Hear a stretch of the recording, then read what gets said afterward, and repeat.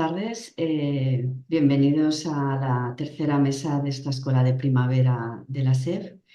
En esta mesa participamos miembros del grupo GTI y vamos a hablar sobre dos temas. El primero es el manejo de los tratamientos biológicos durante el perioperatorio. Nos lo va a presentar nuestra compañera Cristina Capilla. Ella es farmacéutica responsable del área de pacientes externos del Hospital Universitario del Sureste en Arganda del Rey, en Madrid. Y el segundo tema sobre el que vamos a hablar en esta mesa nos lo va a presentar María Eugenia Navarrete Rouco. Ella es farmacéutica de la unidad de pacientes externos del Hospital del Mar en Barcelona y nos va a hablar sobre el proyecto de registro de los pacientes con más de un biológico prescrito, sea por distintas patologías o una misma patología, ¿no? Este es un proyecto que dentro del grupo estamos desarrollando y ella pues nos va a dar un estado de situación. Antes de empezar, a los que estáis conectados, tenéis, bueno, las preguntas que tengáis las tenéis que realizar en el chat, ¿vale?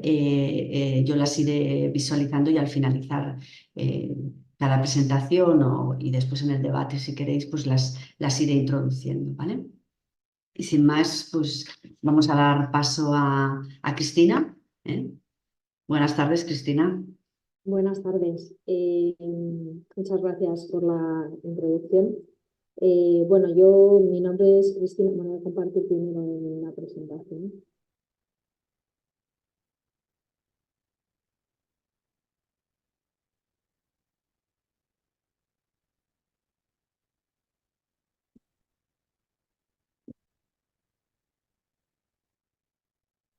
Yo soy Cristina Capilla, vengo del Hospital Universitario del Sureste y bueno, estoy aquí para presentar de parte del grupo de tratamiento de enfermedades inflamatorias una guía que hemos desarrollado, que tendrá en los próximos meses, lo veréis, que trata sobre el manejo del tratamiento con inmunosupresores y terapias biológicas en el perioperatorio. En principio esta guía surge como, bueno, pues como una idea del grupo, ya que se trata de, bueno, de tratamientos que están saliendo de una forma u otra muy a menudo. Cada vez están saliendo nuevos agentes biológicos con eficacia y con seguridad y suponen habitualmente pues, unas dudas frecuentes tanto por parte de los facultativos como por parte de los pacientes, ya que en este sentido, pues tanto los facultativos como los pacientes presentan pues bastantes dudas, ¿no? De qué es lo que tienen que hacer con estas terapias que habitualmente cuando se les presentan en nuestras consultas de atención farmacéutica se les presenta como, bueno, especial atención en el momento que tengan algún tipo de intervención quirúrgica. Además, también tiene que ver con que hay una evidencia muy limitada, hay muy poca información acerca de estos tratamientos y la información que hay pues, no tiene una alta evidencia científica y muchas veces pues, podemos conseguir reducir las retiradas de fármacos que no es necesario retirar y por tanto pues, los brotes que se pueden producir como consecuencia de esta retirada. A pesar de que la bibliografía que hemos utilizado pues, es muy extensa, uno de los pilares para el desarrollo de la guía ha sido las guidelines de la Sociedad Americana de Reumatología y de la Sociedad de Cirugía de Cadera y de Rodilla, en las que se hace un análisis bastante pormenorizado de todo lo que hemos ido describiendo en la guía que hemos sacado. Lo primero que nos tendríamos que preguntar es si realmente existe este mayor riesgo de infección posoperatoria y de alteraciones de la cicatrización de la herida quirúrgica en estos pacientes. Pues efectivamente, tradicionalmente sí que se ha relacionado con que estas terapias podrían producir mayor infección posoperatoria debido a que se trata de terapias inmunosupresoras de por sí. Los pacientes están en tratamiento con corticoides, con moléculas sintéticas o con terapias biológicas y además pues, presentan un riesgo de infección que es inherente a su propia patología, puesto que la propia patología que tienen ya es una patología inmunomediada. Además, bueno, la evidencia, como he dicho anteriormente, es muy limitada. La bibliografía siempre ha tendido a proponer la suspensión de los tratamientos y a recomendar la suspensión de los tratamientos, pero siempre en base a estudios observacionales, retrospectivos y opiniones de expertos. Además, tradicionalmente siempre se ha estipulado como tiempo adecuado de suspensión el de la semivida biológica, cuando, bueno, ya más recientemente en la nueva bibliografía se observa que tiene más importancia lo que es la persistencia del propio efecto inmunológico. Y esta persistencia del efecto inmunológico está más relacionada con los ciclos de tratamientos entre dosis. Por tanto, la finalidad que vamos a tener siempre para el desarrollo de esta guía, la finalidad que tenemos es la de mantener un equilibrio entre el riesgo de infección o un compromiso en la cicatrización tras una intervención quirúrgica y el riesgo de exacerbación de la propia enfermedad inmunológica. Como es natural, en las cirugías de urgencia no podemos suspender un tratamiento previamente, puesto que es una cosa inesperada. Por tanto, sí que se recomienda que en este tipo de cirugías se amplíe la profilaxis antibiótica, en primer lugar, y luego, posteriormente, la reintroducción de los tratamientos después de la cirugía, pues se aten, puesto que hay muy poca evidencia bibliográfica y siempre los tratamientos biológicos se han asociado a un retraso de cicatrización, se contraindican habitualmente en la presencia de heridas abiertas, pues lo que tenemos que hacer un poco de prestar un poco de atención a los aspectos clínicos, es decir, a la herida, ¿no? Una herida que se encuentre sin drenaje, que tenga un aspecto de evidencia de curación, que no tenga hinchazón, que no tenga eritema o enrojecimiento, que no haya signos de infección de ningún tipo, pus o cosas derivadas, y esto normalmente en la mayor parte de las intervenciones quirúrgicas se suele dar alrededor de los 14 días. Y sin más, pues los factores más importantes y relacionados con las recomendaciones generales son aquellos factores que están relacionados con el fármaco, aquellos factores que están relacionados con la patología inmunomediada, los factores que están relacionados con el propio paciente y sus características, o los factores de la propia intervención quirúrgica que se va a realizar con esos pacientes. En relación a los factores que están relacionados con el fármaco, pues vamos a tener en cuenta el tipo de fármaco que es, qué mecanismo de acción tiene, si se encuentra en un momento de tratamiento en el que estamos en una inducción o si estamos en el momento de mantenimiento del tratamiento. Y hay que tratar de demorar la intervención quirúrgica en la medida de lo posible, siempre que no se trate de una cirugía preferente, como una neoplasia, cuando estemos en la fase de inducción de cualquiera de los fármacos biológicos que habitualmente tratan este tipo de patologías. En cuanto a los factores relacionados con la patología, pues nos va a importar qué tipo de actividad tiene esa enfermedad, si se ha diagnosticado hace mucho o hace poco tiempo y por tanto pues no sabemos cuál va a ser el curso que va a seguir, la gravedad o el curso que esa patología esté llevando, si es más o menos agresiva, y el control de si la enfermedad se encuentra en un momento de control y por tanto los requerimientos de corticoides son bajos, y si no, pues tratar de demorar en la medida de lo posible la cirugía siempre que se pueda, cuando estemos en el caso en que la enfermedad no esté en ese momento controlada. En este sentido, hay dos tipos de pacientes evidentemente relacionados con enfermedades inmunomediadas, que son los pacientes de reumatología y los pacientes de digestivo. En relación a los pacientes de reumatología hay que tener en cuenta que suelen tener un riesgo mayor de infecciones perioperatorias y otras complicaciones, como por ejemplo las relacionadas con las prótesis o los implantes. También tienen un mayor riesgo de infección superficial y periprotésica. De hecho, concretamente hay algunos estudios que dan un 50% de riesgo de infección en los pacientes de artritis reumatoide que en otros pacientes reumatológicos con otro tipo de patologías reumatológicas como la osteoartritis. También el riesgo es superior en los pacientes con lupus eritematoso sistémico, lo vivimos en varios momentos de la intervención. Y en este sentido, bueno, pues reconocer que intervenciones como la artroscopia pues no son intervenciones que tengan un riesgo demasiado elevado de infección, es bastante bajo, con o sin tratamiento inmunosupresor, que en las osteoporosis es bueno que se optimice el tratamiento previamente a la intervención quirúrgica, ya que la presencia de la osteoporosis no tratada puede aumentar el riesgo de la fractura y disminuir la estabilidad de la osteosíntesis que es necesaria en este tipo de procedimientos. Y que cuando nos encontremos ante un procedimiento quirúrgico que sea en la cavidad oral, es bueno que a estos pacientes se les ponga una profilaxis antibiótica por el riesgo de contaminación. En cuanto a los pacientes que son digestivos, los pacientes por ejemplo, de enfermedad inflamatoria intestinal, según la Organización Europea de Crohn y de Colitis, lo que sí que parece claro es que en aquellos pacientes en los que la intervención quirúrgica abdominal está relacionada con la enfermedad inflamatoria intestinal que padecen, es más recomendable habitualmente mantener el tratamiento antes de la intervención quirúrgica y posteriormente, en función de si después de esa intervención quirúrgica queda o no queda enfermedad residual, pues en caso de que sí que quede enfermedad residual, volver a introducir de nuevo cuanto antes esos tratamientos inmunosupresores o biológicos que controlan esa enfermedad, por ejemplo, pues un Crohn perianal después de una resección colónica, o si se trata de pacientes que no les ha quedado enfermedad residual, bueno, pues podemos obviar alguna dosis en un momento determinado en caso de necesidad por el estado del paciente.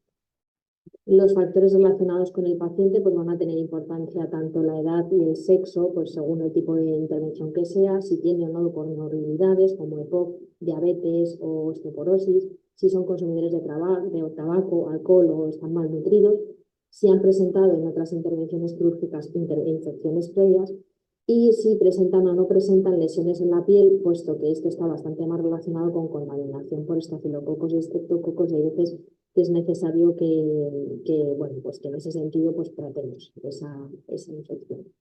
Y por último, pues también tiene importancia, lógicamente, los factores relacionados con la intervención quirúrgica, ya que no es lo mismo una intervención realizada por la parotomía que una intervención abierta, no es lo mismo una intervención con una duración controlada que una larga duración, y tampoco es lo mismo si nos encontramos ante una cirugía limpia o nos encontramos ante una cirugía seca.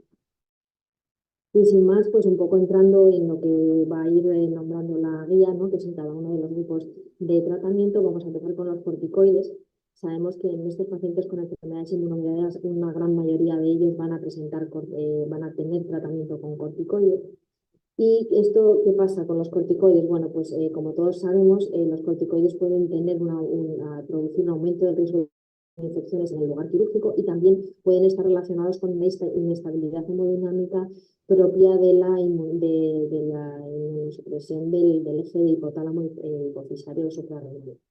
Entonces, en este sentido, pues obviamente la dosis debe de ser lo más bajo posible, de manera que si estamos ante un paciente que tiene más de unos requerimientos mayores a 10 miligramos de prednisona o equivalente, estamos ante un paciente que no tiene controlada la enfermedad y por tanto es recomendable posponer la intervención quirúrgica, y si estamos ante un paciente con menos de 10 miligramos de prednisona, estaremos ante un paciente con una enfermedad más controlada en el cual ya se puede mantener y se puede programar la intervención quirúrgica.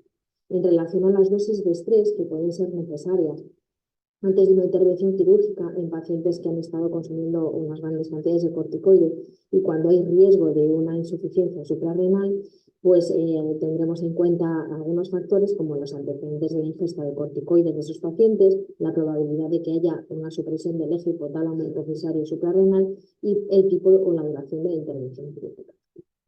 En cuanto al resto de los tratamientos inmunosupresores o inmunomoduladores que presentan estos pacientes, ya entrando en los que son los inmunosupresores no biológicos, los que llevan los pacientes antes de llegar a la farmacia hospitalaria, ¿no? Que son los que llamamos modificadores de la enfermedad sintéticos convencionales o FAME.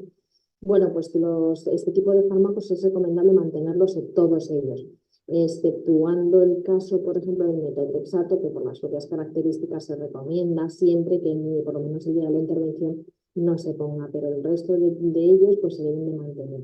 También hay una excepción que sería en el lupus eritematoso, siempre y cuando fuera leve, por aquel riesgo habitual que puedan tener un poquito más elevado de infección. En esos casos se puede suspender el tratamiento una semana antes y volver a reiniciarlo como entre 3 y 5 días posteriores a la cirugía, siempre que se descarten los signos de infección. Estas son las tablas, las que veis aquí en la pantalla, que hemos ido poniendo en toda la guía para cada uno de los grupos en los que hablamos, ¿no? Y bueno, pues vamos a tener ahí resumido y al final de la guía aparece un resumen completo de todas las normas o todas las recomendaciones que se hacen en función del fármaco que se trata. En relación a los fármacos modificadores de la enfermedad sintéticos dirigidos, es decir, los inhibidores de la janusquinasa o el apreminas, bueno, pues este tipo de medicamentos, evidentemente la evidencia es todavía más limitada, puesto que son medicamentos que se han introducido recientemente en el mercado. No tenemos ensayos clínicos prospectivos ni tampoco aleatorizados que puedan medir esto.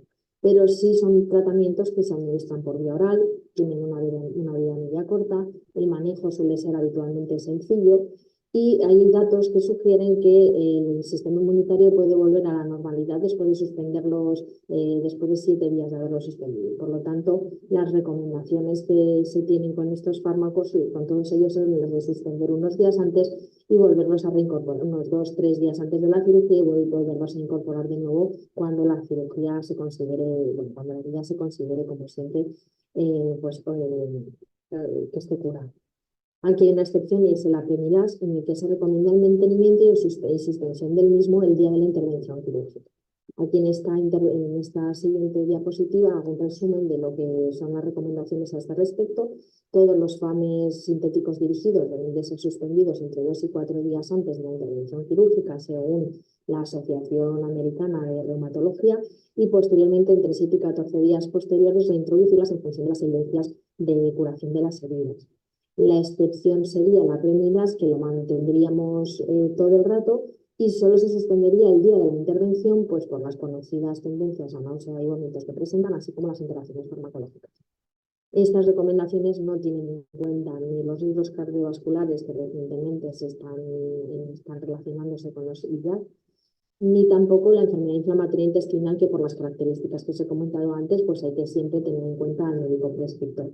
Los datos disponibles de los que tenemos para poder hacer estas recomendaciones son de los que primeramente fueron comercializados y aún falta mucho por saber. Aquí tendríamos el resumen, ¿no?, de cada uno de ellos, cuándo se tendría que suspender y cuándo se tendría que reintroducir.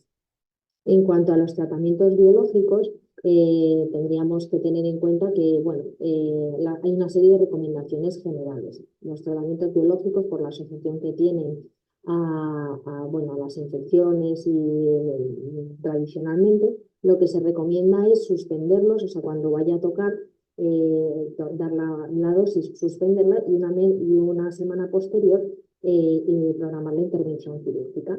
Siempre se debe programar la intervención quirúrgica en un periodo en que la enfermedad se encuentre controlada, no en el momento en el que estamos haciendo una inducción ni nada parecido, y posteriormente, alrededor de 14 días habitualmente, cuando no haya hinchazón, no haya eritema o no haya drenaje, reintroducir de nuevo el fármaco que se ha suspendido.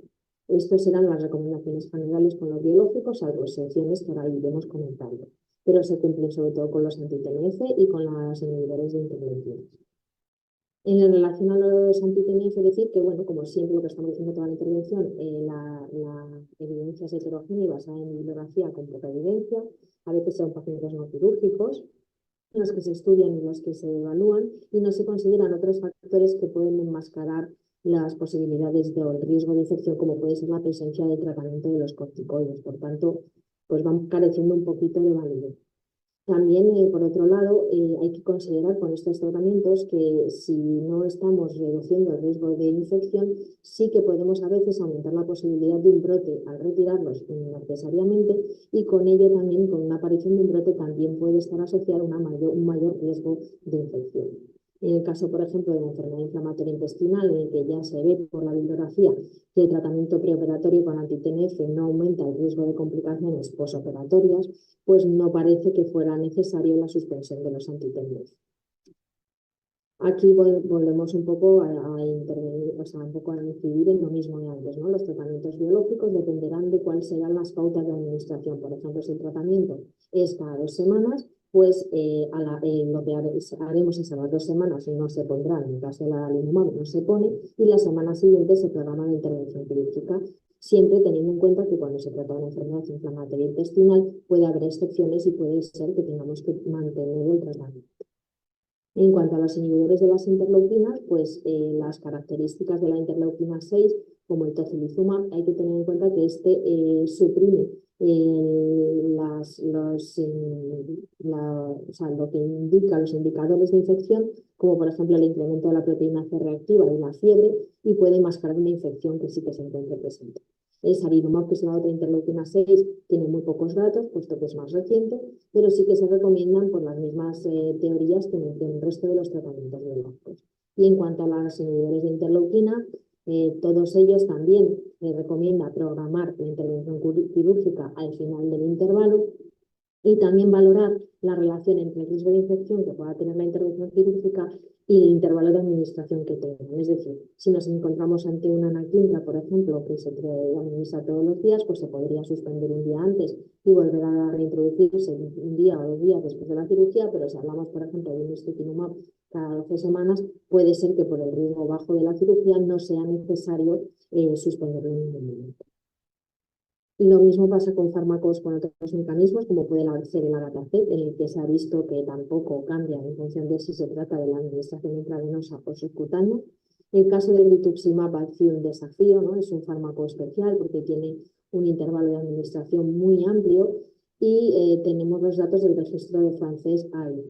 De manera general, parece ser que hay una media de 6,4 meses entre la última infusión y la intervención quirúrgica en los estudios que se han publicado respecto del rituximab y que no tienen diferencias en el intravenoso ni con el subcutáneo ni con el intravenoso. La recomendación sería programar la intervención quirúrgica después del 6.º mes, es decir, en el mes 7, y en el caso del mes de lupus eritematoso sistémico severo, que tiene mucho más riesgo de brote y de problemas de daño orgánico como consecuencia de la suspensión, que mejor se programa la intervención quirúrgica antes, ¿no? Del mes 6. Siempre se recomienda, según la sociedad americana, que pasen por lo menos 4 meses tras la última infusión y por lo menos haya 4 semanas antes de la siguiente. Y en el caso de la sociedad alemana de reumatología se recomienda la medición de los niveles perioperatorios de inmunoglobulinas, que parece que hay algunos pacientes que podrían beneficiarse, ya que parece ser que pueden tener una reducción de estas inmunoglobulinas y eso se supondría un mayor riesgo de infección. El vedolizumab, sin embargo, pues el riesgo de las complicaciones de infecciones postquirúrgicas es bajo, aunque los datos son contradictorios, pero parece ser que es bajo y es favorable tanto en cirugía mayor como en cirugía menor, y normalmente se considera, según la ECO, que la suspensión no sería obligatoria. Los fármacos que habitualmente están siendo utilizados para el lupus, como puede ser el anifrolumab y belimumab, también de reciente introducción, de manera análoga al resto de los tratamientos biológicos, se recomienda dejarlos, digamos, mantenerlos y suspenderlos, o sea, volverlos a programar la intervención quirúrgica al final del intervalo de administración.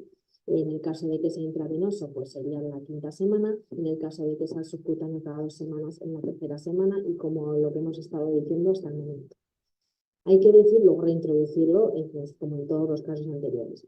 Hay que decir que esto sería válido en el caso de que se trate de un lupus eritematoso severo que esté estable por más de 6 meses, o un lupus eritematoso que no sea muy grave, o un paciente que por los riesgos de infección que tenga haya que sean preferibles suspenderlo un poquito antes. En el resto de los casos, es decir, cuando se trata de un lupus eritematoso severo, siempre hay que intentar mantener la medicación y no suspenderla en ningún momento por los riesgos que ya se ha visto en numerosos estudios que aparecen. Entonces, como podemos ver aquí, bueno, pues los que Agatacet o el rituximab, es como en todos, una semana posterior a la última administración, programar la intervención quirúrgica y reintroducir a los 14 días, y en el caso de los fármacos que están utilizándose en el lupus eritematoso, pues excepto en el caso del anifrolumab, que se debe de programar la intervención quirúrgica en la última semana del intervalo, el resto pues sería, como siempre, sumar una semana más al intervalo para programar la intervención quirúrgica, siempre teniendo en cuenta que en el lupus eritematoso severo es mejor no suspender el tratamiento. Y por último, los tratamientos que están relacionados con la dermatitis atópica, el dupilumab y el tralokinumab, bueno, pues están siendo utilizados en una patología que tiene un mayor riesgo de por sí de desarrollar infecciones bacterianas cutáneas, ya que tienen una colonización habitualmente anormal de bacterias gram positivas en piel. Por eso hay que tratar de manejar la afección cutánea previamente a la intervención quirúrgica, y aunque los datos son limitados, pues máximo, porque son recientemente comercializados como el dupilumab, las tasas de infección que aparecen parece que son bajas, y por consenso de expertos lo que se decide es por analogía a otros fármacos parecidos y por el bajo riesgo de infección que hay postquirúrgica, mantener el tratamiento y no retirarlo. Entonces, en resumen, lo que habría que un poco decir es que se tiene que mantener el tratamiento en el caso de que se trate de la enfermedad inflamatoria intestinal con intervenciones quirúrgicas relacionadas con la propia enfermedad inflamatoria. En los casos del les grave, en el caso de fármacos modificadores de la enfermedad convencionales o apremilas, el vedolizumab y el tralokinumab y el dupilumab. Se pueden suspender 3 días antes de la intervención y volver a introducir 14 días después en el caso de todos los anti-JAK. Y por último, el resto de los tratamientos biológicos se recomienda suspender cuando se vayan a administrar y la semana siguiente programar la intervención quirúrgica con la consiguiente reintroducción cuando sea necesario. Como conclusión, podemos decir que pues es una guía que desde el grupo hemos pensado en sacar para sacar una revisión actualizada para médicos, farmacéuticos y también para pacientes sobre los riesgos y los beneficios relacionados con el manejo de la medicación perioperatoria en las enfermedades inmunomediadas, que casi todos están basados en estudios de cohorte, con bases de datos que son grandes, con gran cantidad de pacientes, pero con datos indirectos, extrapolados, pacientes no quirúrgicos o cirugías específicas. Que los inhibidores de JAK habrá que ver cómo influye ese mayor riesgo que llevan consigo el tromboembolismo venoso, que ha sido publicado por la su farmacovigilancia, eso tiene que estar pendiente. Que el rituximab es un desafío por el largo intervalo de dosificación que tiene y el riesgo reconocido de infección grave que tiene su uso, y también, porque es utilizado muchas veces en el lupus, donde es una enfermedad con características especiales. Y por último, tenemos que tener también en cuenta el papel del paciente, no se puede quedar de lado, aunque en estas guías habitualmente no se ha recogido. Y pues yo invito y animo a todos los que estéis presentes en esta presentación a mejorar la investigación a este respecto, porque estamos bastante cortos de información y mucho todavía por saber y por estudiar, aunque sean estudios retrospectivos, ¿no?, de qué es lo que hay que hacer con estos medicamentos y con los que están próximos a comercializarse. Y ya está. Muchas gracias a todos. Muchas gracias, Cristina, por tu excelente presentación. La verdad es que es un tema muy interesante y además muy práctico, ¿no?, en las consultas de atención farmacéutica. De momento no hay preguntas en el chat, así que vamos a dar paso a Eugenia y esperemos que al acabar, ¿no?, podamos tener pues, alguna pregunta para contestar, o si no, pues bueno, entre las tres hacemos un poco de comentario. Eugenia, adelante cuando quieras. Vale, comparto.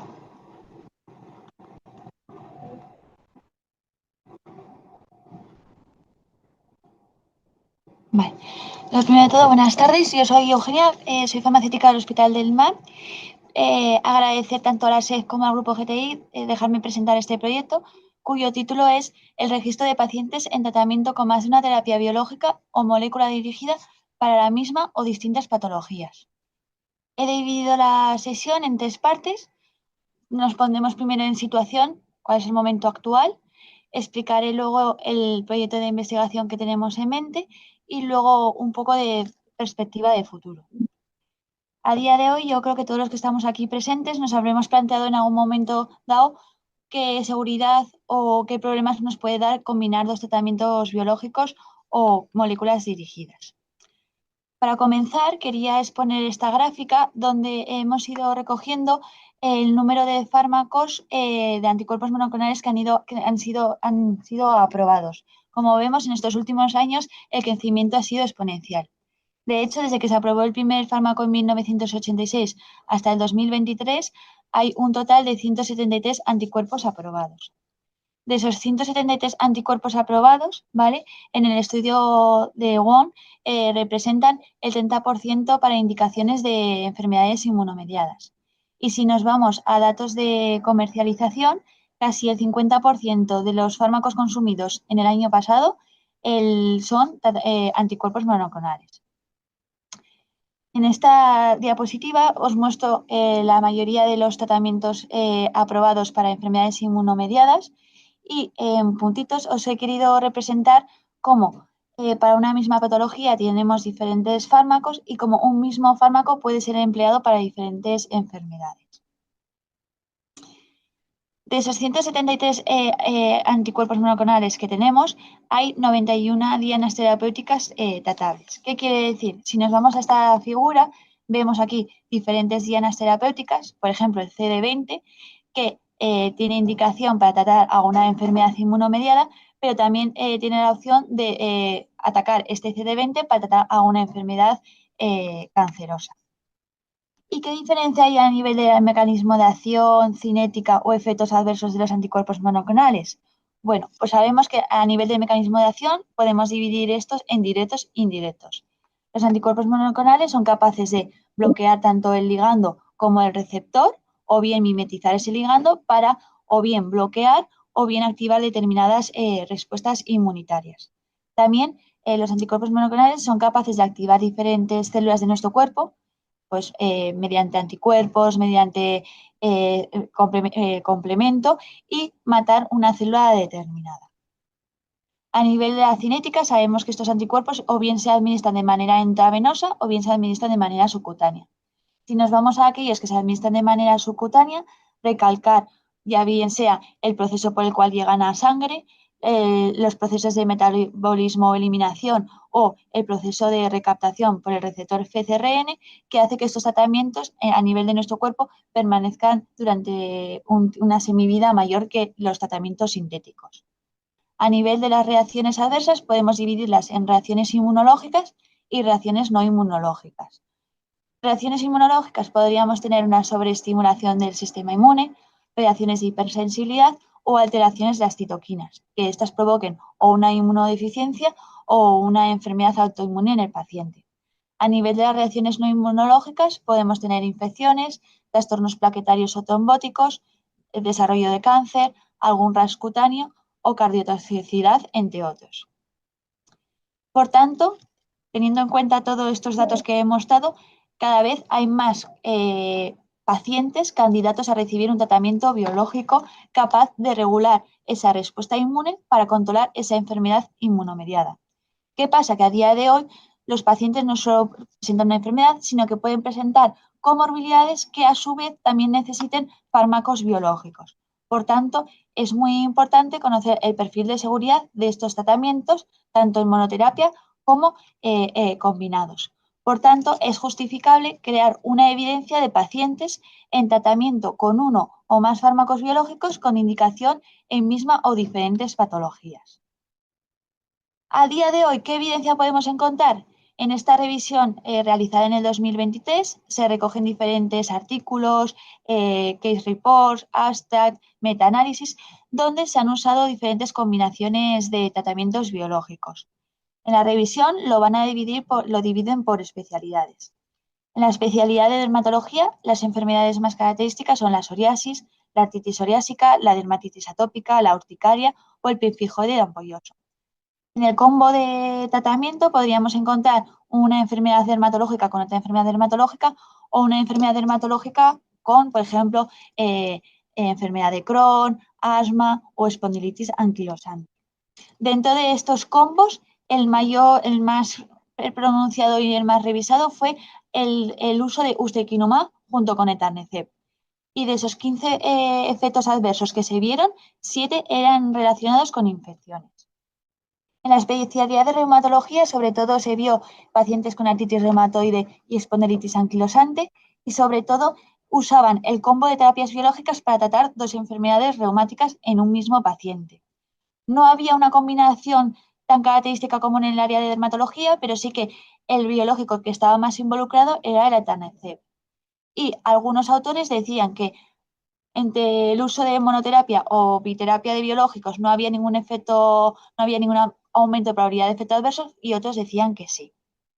A nivel de digestivo, la enfermedad más estudiada fue la enfermedad de Crohn y sobre todo en pacientes que ya habían fracasado a otras líneas terapéuticas, el uso de terapia combinada.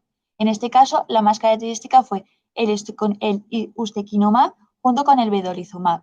Y los efectos adversos más relacionados fueron la infección y la reacción cutánea. En cuanto al área de neumología, había pacientes con asma grave eosinofílica, con GEPA, con ACPA, con poliposis nasal o con EREA.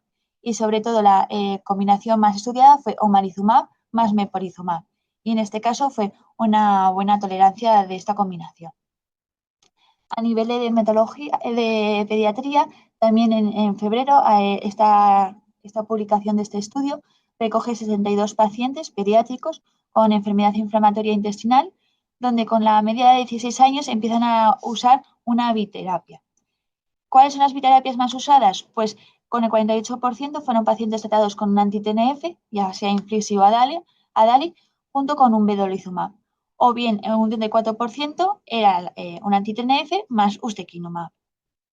¿Qué dicen los autores? Los autores dicen que el uso de esta combinación comparada con la monoterapia a nivel de efectos adversos es parecido, pero hay que recalcar que el 47% de los pacientes por lo menos refieren un efecto adverso. Y de esos 47, un 10% hacen la necesidad de que el paciente suspenda el tratamiento. ¿Por qué? Pues ya sea bien por una reacción infusional, una celulitis, una alteración en el perfil hepático o bien por trombosis. Ahora, en esta segunda parte, lo que voy a exponer es el proyecto que queremos realizar. En base a todos los antecedentes que os he mencionado, es evidente crear una hipótesis en la que hay que generar un registro donde se vea esa combinación de tratamientos biológicos o moléculas dirigidas en vida real y valorar cuál es su seguridad. Se trataría de un estudio observacional, multicéntrico, descriptivo, ambispectivo y longitudinal, cuyo objetivo principal es describir la seguridad de la combinación de 2 o más terapias biológicas o moléculas dirigidas para tratar una misma enfermedad o distintas enfermedades a los 3, 6 y 12 meses. Y como objetivo secundario sería evaluar la persistencia y adherencia a los 6 y 12 meses. ¿Qué población? Cogeríamos toda aquella población en la que haya o vaya a recibir una combinación de 2 tratamientos biológicos o moléculas dirigidas para una misma enfermedad o distinta. Por lo tanto, los criterios de inclusión sería que el paciente vaya a comenzar o que ya haya comenzado y sobre todo que en la historia clínica del paciente haya un registro de seguridad. Como criterio de exclusión sería únicamente que el paciente no diese su consentimiento. A nivel de variables, tenemos variables sociodemográficas, variables clínicas y variables de seguridad. Recogeríamos la edad, el sexo, el peso, la talla, la raza y si el paciente es fumador o no. Y como comorbilidades a destacar, pues recogeríamos si el paciente presenta insuficiencia cardíaca, alguna inmunodeficiencia, alguna enfermedad mental o psiquiátrica, si tiene una tuberculosis latente, si hay una enfermedad autoinmune o a una enfermedad desmielinizante. A nivel de las variables clínicas, se recogería si la combinación es un biológico con otro biológico, si es un biológico con una molécula dirigida o bien si es una molécula dirigida con otra molécula dirigida. Y de cada uno de estos fármacos lo que vamos a recoger va a ser el mecanismo de acción, la dosis, la frecuencia y la indicación. También recalcar que es muy importante saber si se ha producido un ajuste de la pauta por el inicio de esta combinación, ya sea a nivel de dosis o frecuencia de administración y el tiempo que llevan o con esa duración de la combinación de tratamientos. Muy importante también saber en qué lugar se administra cada biológico y en qué fecha se lo administran. Es decir, si se dejan se lo administra el mismo día, si dejan una semana o unos días. Y también, muy importante saber la medicación concomitante y el tratamientos inmunosupresores como el resto de medicación y si el paciente previamente al inicio de esta combinación ya ha sido tratado con algún tratamiento biológico. A nivel de seguridad lo he dividido en 2 bloques. En un primer bloque sería algún efecto adverso relacionado con alguna molestia a nivel de órganos, pues ya bien sea a nivel gastrointestinal, náuseas, vómitos, dispepsia, a nivel ocular como sequedad, conjuntivitis. A nivel cardíaco, pues si hay algún alargamiento del QT, alguna arritmia, un aumento de la hipertensión, alguna alteración del perfil hepático. Si a nivel de la piel el paciente presenta algún rash, alguna celulitis, alguna alergia. A nivel neurológico, si se presenta alguna conducta, si se le altera, si hay algún dolor de cabeza. A nivel pulmonar, si se ha producido alguna neumonitis o anafilaxia. O a nivel de la articulación, pues si el paciente refiere temblor, artalgias, parestesias, cansancio o fatiga.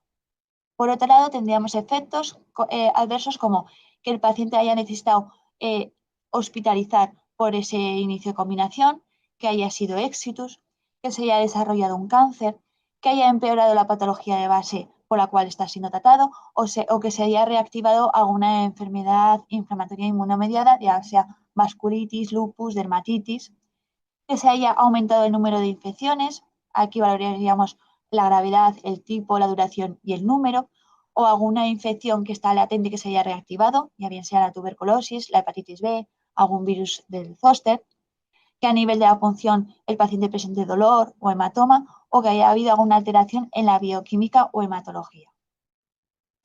Y para cumplir el objetivo secundario lo que miraremos será la persistencia y adherencia. Y para ello, la adherencia usaremos el test de Morisky-Green o un registro de dispensaciones y para mirar la persistencia comprobaremos si el paciente a los 6 o 12 meses continúa y veremos cuál es el motivo de suspensión en caso de que haya parado el tratamiento, ya bien sea por pérdida de respuesta primaria o secundaria, por el embarazo, presencia de algún efecto adverso, decisión del paciente o éxitos. ¿Cómo se hará ese registro de variables? Pues será en un momento basal, que será antes de iniciar esa segunda terapia biológica o esa molécula dirigida, y luego se hará a los 3, 6 y 12 meses para mirar la seguridad y la persistencia y adherencia la miraremos a los 6 y a los 12 meses. A día de hoy hay 21 farmacias hospitalarias que han mostrado su interés en participar en este estudio. Aquí os animo a participar a todos los que me estáis escuchando y aún no los tenemos registrados. El registro será mediante el REDCap y aunque se le ha incluido todos aquellos pacientes que empiecen dos terapias combinadas, solo meteremos en el análisis aquellos que mínimo lleven 3 meses con la combinación. Y lo que haremos será un análisis descriptivo de las variables. Y esta última parte de la presentación la voy a aprovechar para que veamos la importancia, lo que nos viene en el futuro y sobre todo para animaros a participar. Quiero destacar sobre todo lo que nos viene en el futuro. Nos vienen nuevas moléculas, ya no solo anticuerpos monoclonales, nos vienen anticuerpos monoclonales conjugados, anticuerpos biespecíficos. O sea, aquellos anticuerpos a los que se les ha hecho alguna modificación para mejorar su acción terapéutica. De los estudios que hay a día de hoy, el 20% son de anticuerpos cuya indicación en un futuro será para enfermedades inmunomediadas. También tenemos nuevos retos en nuevas estrategias terapéuticas. A día de hoy, pues tenemos pacientes tratados con terapias biológicas, pero a medida que pasa el tiempo, nos vamos a encontrar con esta situación de terapias combinadas, ya por el número y por nuevas líneas terapéuticas. ¿Y cuáles van a ser estos pacientes? Pues serán pacientes que ya hayan fracasado a dos biológicos o bien, como os decía, que presenten dos comorbilidades de enfermedades inmunomediadas. Os he hablado de los tratamientos biológicos, pero también no olvidarnos de las moléculas dirigidas, que estas, debido a su mecanismo de acción, también van a regular lo que es la respuesta inmune y también van a provocar que haya un mayor riesgo de infecciones en estos pacientes con estos tratamientos. Y luego tenemos nuevos retos. Actualmente ya participamos en varios equipos multidisciplinarios, pero tenemos que adquirir una actitud proactiva para ser capaces de seleccionar a aquellos pacientes que se vayan a beneficiar de esa combinación, pues saber cuál es la severidad de su enfermedad, qué comorbilidades tienen, saber cuáles son las combinaciones que no serían recomendables. Ya bien sabemos que, por ejemplo, un anti-TNF con un abatacept o con un anakinra no están recomendados, o un certolizumab con un rituximab. Saber pues, que aquellos que regulen fármacos que regulen la respuesta inmune, pues combinarlos entre sí habría un mayor riesgo de infecciones, por ejemplo, y asegurarnos que se produce una correcta administración, ya que tenemos biológicos que se administran de manera semanal, otros quincenal, mensual, pues para que haya una total eficacia de estos tratamientos. En esta diapositiva he recogido 8 artículos, entre ellos son case reports, metaanálisis, algún estudio, en los que recogen ya evidencia tanto a nivel de efectividad como de seguridad del uso de estos tratamientos combinados. Y para concluir, quería destacar 3 cosas. Primero, el crecimiento explosivo que está habiendo en nuevos anticuerpos monoclonales, los que nos permiten tratar más enfermedades inmunomediadas. Luego, la necesidad de generar datos, de generar estos estudios y generar datos en práctica clínica habitual para saber cuál de seguro es esta estrategia terapéutica.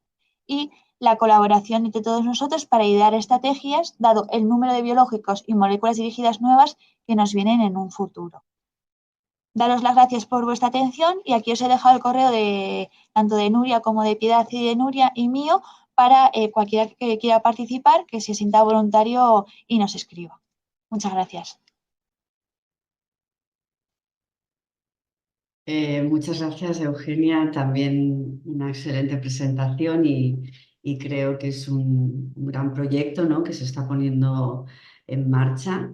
Eh, bueno, creo que no tenemos preguntas en el chat, así que, bueno, pues yo empezaré un poco con vosotras. Cristina, tú nos has presentado este proyecto de, ¿no?, de búsqueda de bibliografía y de análisis, ¿no?, de cómo hacer el manejo de los tratamientos inmunomoduladores en lo que es el perioperatorio. La verdad es que las ideas que se recogen tanto en tu presentación como en la próxima guía que se va a publicar pues son muy concretas, muy esquemáticas. Me parece que van a ser de gran ayuda en el día a día. Lo que encuentro a faltar, pero tú sí que lo has comentado al final, es el papel del paciente, ¿no?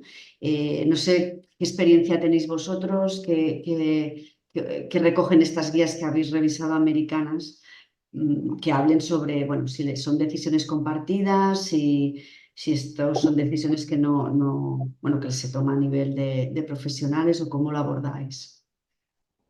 Bueno, sí, es verdad que a medida que hemos estado revisando todo este tema y que me he revisado la bibliografía que había, en especial las guías clínicas americanas que han desarrollado la Sociedad Americana de Reumatología y también la de Cirugía, bueno, tenían un panel específico en el que los pacientes podían opinar. Y es verdad que, bueno, cada vez más esto ya cada vez lo vamos incorporando en todas las áreas terapéuticas, pero también en enfermedades inmunomediadas. Hay veces que la voz del paciente es importante porque tú puedes decidir suspender el tratamiento porque consideras, bueno, se considera todo esto de lo que hemos hablado, pero sí que los pacientes transmitieron la información en estas guías porque había un panel específico que les escuchaba, que bueno, que sí que les genera a veces cierta ansiedad, sobre todo para algunos pacientes que tienen enfermedades, pues como hemos comentado, el lupus y tal, en relación a la suspensión de los tratamientos, ¿no? Sobre todo cuando un paciente a lo mejor está estabilizado después de haber pasado una situación complicada con su enfermedad y demás. Entonces sí que lo he puesto al final un poco así de soslayo, pero sí que aparecen las guías clínicas la necesidad de un poco de tener en cuenta a los pacientes a la hora de tomar estas decisiones. Porque la sensación que tienes es de reticencia a la suspensión. Sí, hay algunos pacientes, bueno, que es un poco lo que diga el médico y ya está, y confían en el médico que les está llevando al 100%, pero es verdad que cada vez más, bueno, los pacientes también tienen algo que decir y muchas veces tienen de alguna manera una relación con su medicamento, con el medicamento que les ha controlado la enfermedad, que bueno, a lo mejor tú le puedes decir que no se lo ponga, pero ellos en ese momento pueden tener reticencias, ¿no? Entonces al final hay que tenerlos en cuenta, puesto que ellos son los que van a tener la última palabra, ¿no?